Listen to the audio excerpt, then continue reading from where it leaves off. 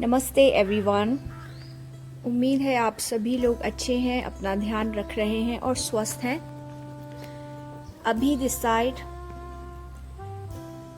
आज जो सीक्वेंस मैं आप लोगों के साथ शेयर करने जा रही हूँ वो सीक्वेंस है फर्टिलिटी योगा। मैंने कुछ एक पोस्चर्स ऐसे डिज़ाइन किए हैं इस सीक्वेंस में जो फर्टिलिटी बूस्ट करने में बहुत ही कारगर हैं। ये सीक्वेंस आप लोग अपने योगा वर्कआउट के साथ ऐड कर सकते हैं। अगर आप लोग चाहें तो सेपरेटली भी कर सकते हैं, और अगर आपके पास टाइम है, आप रेगुलर योगा प्रैक्टिस करते हैं तो आप अपने रेगुलर वर्कआउट के साथ भी इसे ऐड कर सकते हैं। तो चलिए स्टार्ट करते हैं आज का सीक्वेंस। ये सीक्वेंस शुरुआत करेंगे वज्रासन से। इस सीक्वेंस की शुरुआत करते हैं वज्रासन से। पहले वज्रासन में बैठेंगे, कम से कम 1 मिनट तक वज्रासन में बैठेंगे और उसके बाद अपने आप को इस पूरे सीक्वेंस के लिए प्रिपेयर करेंगे।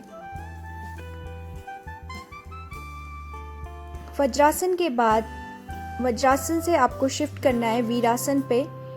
वीरासन एक्चुअली इंटरमीडिएट पोस्चर है, तो इसमें थोड़ा फ्लेक्सिबिलिटी की रिक्वायरमेंट रहती है। तो अगर आप इतने फ्लेक्सिबल नहीं है, आपकी लोअर बॉडी स्टिफ है, तो फिर आप प्रॉप के साथ ये पोस्चर कर सकते हैं। जैसे कि आप एक पिलो ले लीजिए और पिलो अपने बटक्स के अंडरनीथ रख के और उसके साथ आप प्रैक्टिस करिए। फिर धीरे धीरे आपकी फ्लेक्सिबिलिटी बढ़ेगी और आप एक दिन पूरी तरह से अपने आप को पूरी तरह से वीरासन में बैठने की स्थिति में पाएंगे।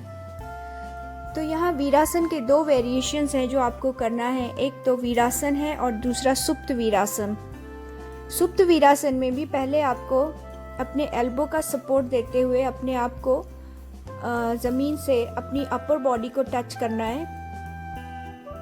हेड, आपका जो हेड है वो भी आपके ग्राउंड से टच होगा और आप नॉर्मल ब्रीदिंग, डीप ब्रीदिंग करनी है। इसके बाद पूरी तरह से लाई डाउन करना है वीरासन की पोजीशन में ही, और अपने चित्त को अपने नाभि या नाभि से थोड़ा नीचे केंद्रित करेंगे और डीप ब्रीदिंग करेंगे।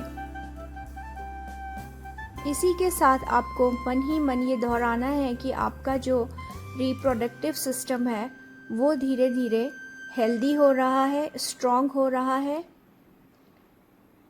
और फर्टाइल हो रहा है। अगर आपको फर्टिलिटी इश्यूज हैं तो वीरासना एक योगा का बहुत ही अद्भुत आसन है, बहुत ही अद्भुत पोस्चर है। अगर आपको फाइब्रॉइड्स का प्रॉब्लम है, यूट्राइन फाइब्रॉइड्स का प्रॉब्लम है, या फिर मेंस्ट्रुअल साइकिल के दौरान अगर आपको बहुत ज़्यादा पेन होता है, तो ये पोस्चर आपके लिए बहुत हेल्पफुल साबित हो सकता है। सुप्त वीरासन के बाद हम मूव करते हैं बद्ध कोणासन।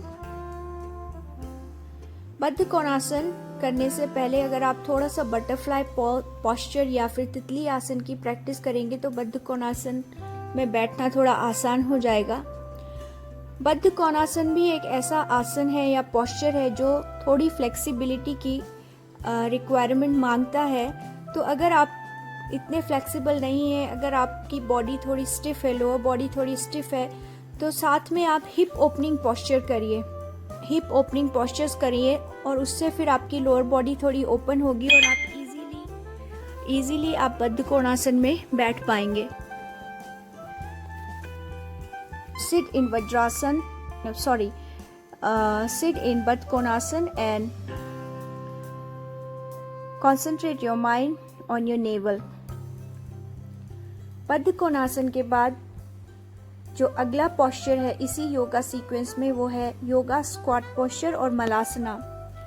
मलासना generally when you have already conceived, आप पहले से अगर आप गर्भवती हो चुकी हैं तो आपको एडवाइस किया जाता है।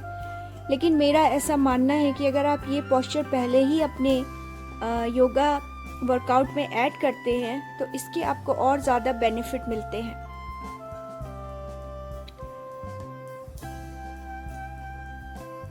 भुजंग आसन। भुजंग आसन आप लोग सूर्य नमस्कार के साथ भी करते हैं, लेकिन ये पूरा सीक्वेंस सिर्फ फर्टिलिटी योगा को ध्यान में रख के ही डिज़ाइन किया गया है, तो इसे में अगर आप भुजंग आसन ऐड करते हैं तो ये आपको एक्स्ट्रा बेनिफिट देता है। तो भुजंग आसन में अपने माइंड को अपना जो lower end of your spinal cord है उस पे केंद्रित करेंगे, जिसे टेल बोन भी कहते हैं। तो माइंड को अपनी टेल बोन पे केंद्रित करके concentrate your mind on your breath as well, और कुछ देर तक उसमें रहिए। 15 से 20 सेकंड तक आप भुजंग आसन में होल्ड करिए और उसके बाद इस सीक्वेंस के आखिरी पोस्चर मंडूक आसन और फ्रॉग पोज।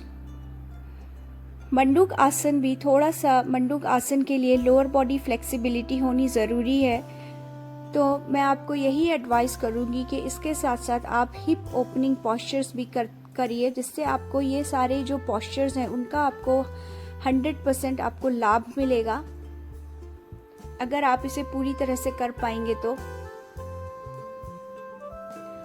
मंडूक आसन one of the best postures in yoga to improve blood circulation, to strengthen your reproductive organs and to strengthen your reproductive organs. कुछ देर के लिए वज्रासन में विश्राम करेंगे, चित्त को नाभि पे केंद्रित करके गहरे श्वास एंड प्रश्वास, और उसके बाद आप इस सीक्वेंस का समापन करेंगे। When you like my content, when you subscribe to my channel, it gives me more motivation to create more content for you guys. Thank you.